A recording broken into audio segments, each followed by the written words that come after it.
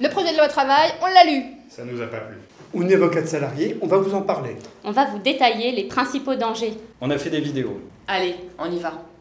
Le projet de loi travail facilite la possibilité pour Pôle emploi de récupérer des sommes qu'elle estime être trop perçues, les fameux indus, auprès des chômeurs. Les indus, ce sont les sommes que Pôle emploi estime avoir versées en trop aux demandeurs d'emploi. En réalité, à l'origine de ces indus, on a généralement un dysfonctionnement de l'appareil Pôle emploi, parce que les droits ont été mal calculés, ou parce que l'information a été mal donnée, ou parce que des données ont été mal enregistrées.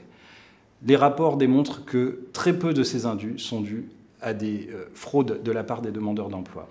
Pour autant, les sommes réclamées par Pôle emploi peuvent être extrêmement importantes et souvent contestables.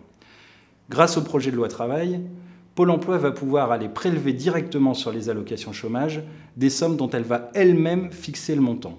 Plus grave encore, Pôle emploi va pouvoir utiliser le dispositif de la contrainte, c'est-à-dire faire signifier par huissier un acte qui, s'il n'est pas contesté dans les 15 jours devant un tribunal, va permettre ensuite à l'huissier d'aller prélever, d'aller saisir directement les sommes réclamées par Pôle emploi sur les comptes bancaires ou saisir les biens des chômeurs, alors même que cette population est déjà précarisée et est déjà dans la difficulté. L'article 52 prévoit par ailleurs la possibilité pour Pôle emploi de ne pas comptabiliser des heures qui ont pourtant été travaillées et ont donné lieu au versement de cotisations.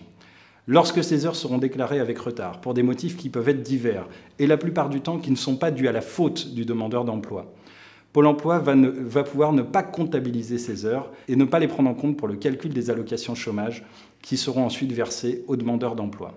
C'est une mesure profondément injuste, car pour autant, Pôle emploi va bien percevoir les allocations correspondant à ces salaires qui pourtant ne seront pas comptabilisées.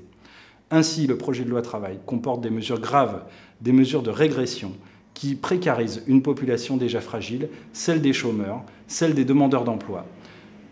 Rien ne justifie ces mesures, car elles ont pour objet de contourner le contrôle du juge et la validation du juge pour la fixation des trop-perçus. Jusqu'à présent, Pôle emploi s'était octroyé la possibilité de le faire sans passer par des textes. Le Conseil d'État a retoqué Pôle emploi. Le Conseil d'État a indiqué à Pôle emploi que pour récupérer les trop-perçus, il fallait passer par le contrôle du juge. C'est la garantie de l'application d'une bonne justice. Le législateur a décidé de contourner la sanction du Conseil d'État et d'inscrire dans les textes la possibilité pour Pôle emploi de priver les chômeurs du contrôle du juge. Ces mesures ne se justifient pas, ces mesures sont précarisantes et nous en demandons l'annulation.